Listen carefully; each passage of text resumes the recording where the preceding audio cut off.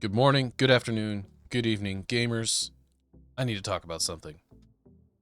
I've been a gamer my whole life, and in some capacity, it's always been part of me.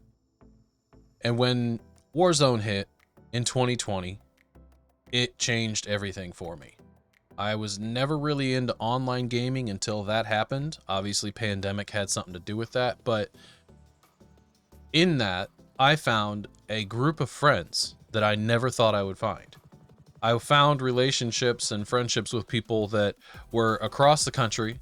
They were all over the United States and in other countries even, that I would have never met any other way.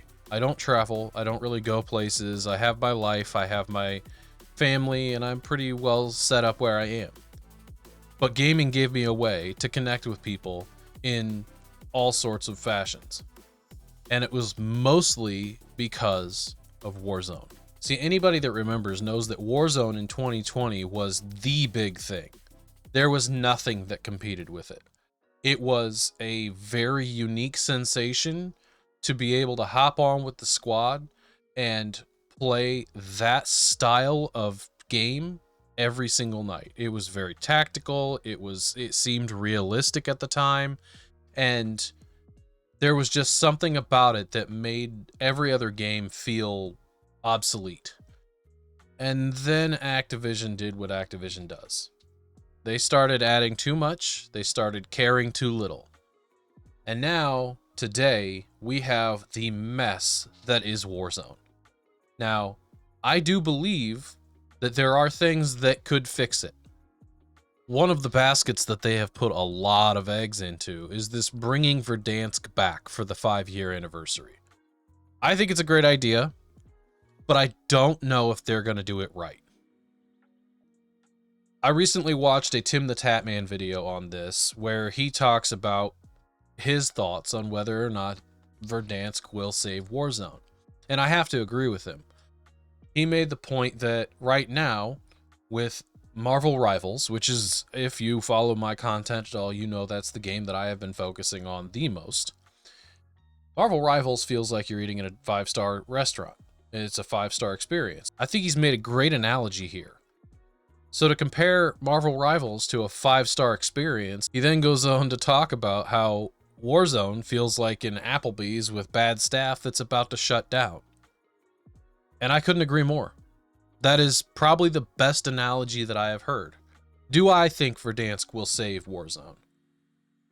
I think it can, but not alone. I think that it needs the help of a few other very big changes and some very strategic realignment within that game. I think that they need to focus on reframing the entire netcode of the game. They need to fix their servers. They obviously have to fix the cheaters, because cheaters own that game right now, and there's nothing that Ricochet is doing about it. When Activision itself has come out and said that they failed with Ricochet and that it is not doing what they want it to do, you got to take a good hard look at what's actually going on over there. And I take a look at that and I just think there's no reason to put my time into it right now. So when they do bring back Verdansk, I will be very cautious before I try it again. I'm going to give it time. I'll pay attention to the people that do return to it. I'll watch the way the game is played. I'll take in the information and I'll make my own decision, as I suggest every single person does. But I will go into it with low expectations. I will not think that Verdansk debuting on day one is going to save the entirety of Warzone. They've spent many years destroying it. It's not going to save it in one day.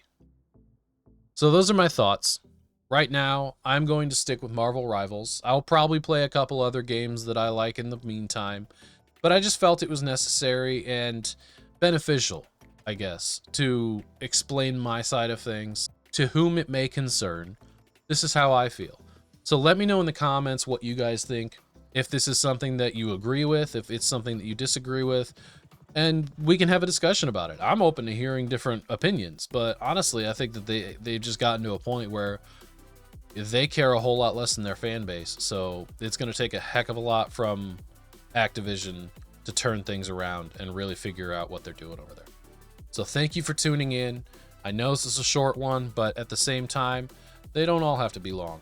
So let's have this conversation. Tell me what you think. Be blessed. I'll see you guys in the next one.